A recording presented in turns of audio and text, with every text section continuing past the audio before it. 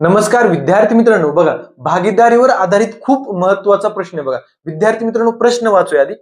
ए, बी व सी ने एक व्यवसाय सुरू केला. त्यांनी अनुक्रमे 7 जसे 6 जसे 5 या प्रमाणात गुंतवणूक केली. परंतु दुसऱ्या वर्षी त्यांनी भांडवलात अनुक्रमे 25%, 20%, 15% वाढ केली.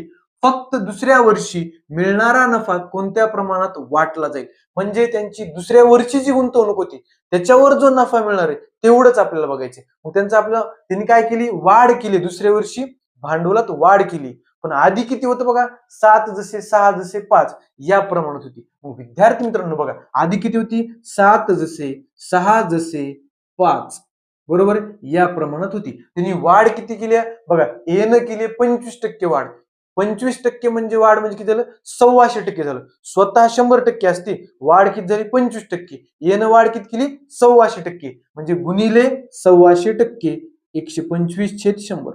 पुन्हा बी न किती केली? 20% म्हणजे किती? 120/100 गुणिले 120/100. आणि यानं किती केली? 15% म्हणजे 115/100. बघा 100 सगळीकडे कॉमन उडून जाणार बरोबर, रेशो मध्ये कटून जाणार. पुन्हा आता इथं काय काय कटते बघा, चला 5 न कटते किती? 25 5 100. पुन्हा 24 पंचे 20 आणि 23 5 1500. आता बाकी काही कटणारं दिसत नाहीये. गुणाकार करू बघा.